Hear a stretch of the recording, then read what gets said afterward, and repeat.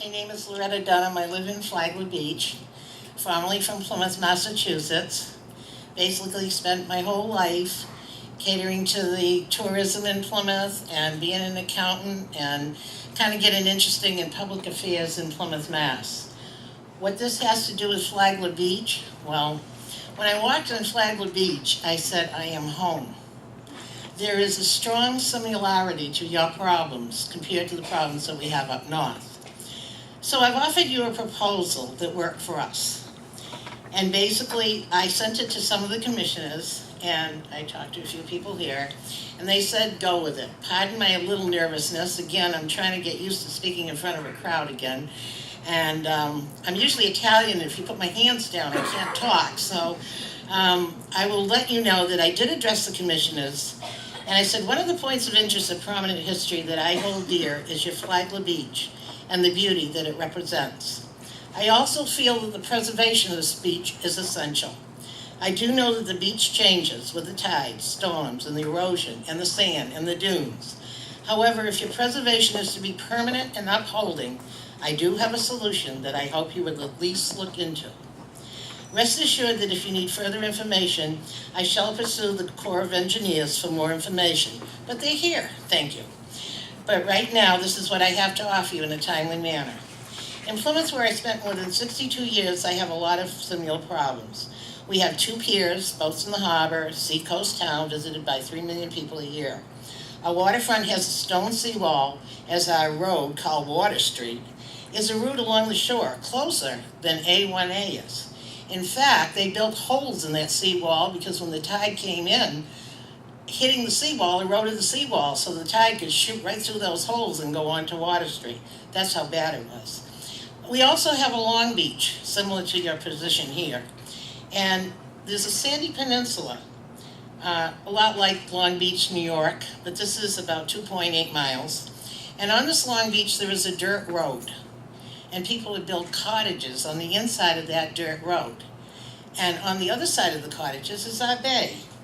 The beach was plagued for many years by pounding surf and shifting sands, and the beach became extremely fragile, and we lost most of the beach.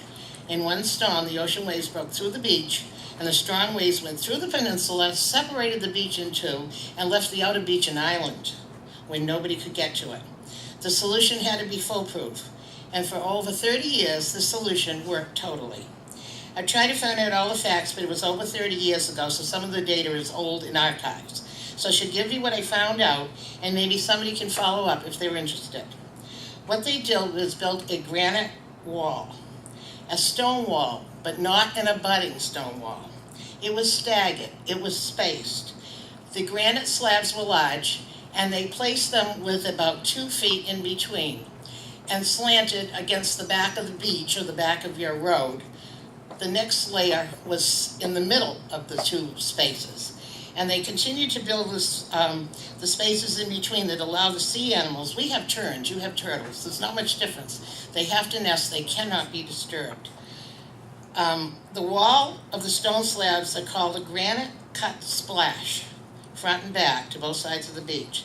And it worked so successfully that the erosion against any storm of violence never returned. Now, just prorated some of the things that I've done just to give you a general idea. I actually called David Gould, who's the environmental manager of the commissioner in Plymouth, to get this information from me. The phone number is dated. Referral to the project was the Plymouth Dike Project by the Army Corps of Engineers, and it was a splash apron granite cut stone of approximately 2.8 miles long along Long Beach, laid very successfully. Pursuing all the information, I called the Army Corps of Engineers in Concord, Massachusetts, who officiated over the plan in the project.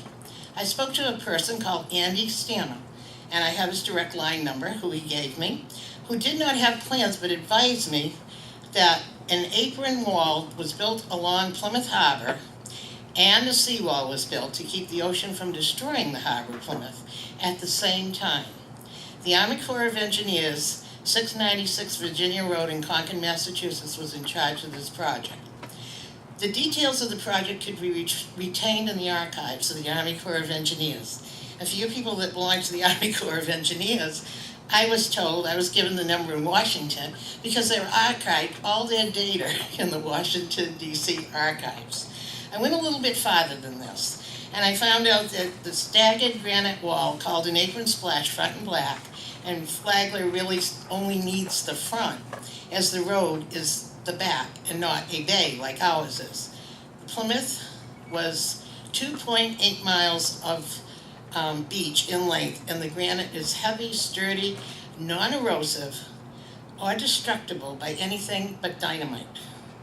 So reference to the Army Corps of Engineers in Florida could reproduce this 100% if they wanted to preserve the beach and the road, because that beach never really disappears. It comes up, it hits the granite, and it falls back naturally. So you're not really disturbing the flow of your beaches or your tides, which by the way, I have noticed that your tide, you do have kind of like a sandbar out there where the surfers kind of start their surfing. So it does go up and it rises and falls, which is the same thing as putting in a barrier out there, because the water and the sand does come in avidly and hit your beaches, and it does remain there unless the tide forces it out. And I've noticed this, and the original data and plot plans are in the archives in Washington, D.C. It may be worth a trip or worth the Army Corps of Engineers to at least investigate this, and as the preservation of Plymouth Long Beach and Plymouth, Mass. is still the same as it was 35 years ago. I've submitted to you as just as a legitimate consideration for you to investigate as to the solution of your beach woes and to achieve the preservation of your beautiful beach. Thank you very much.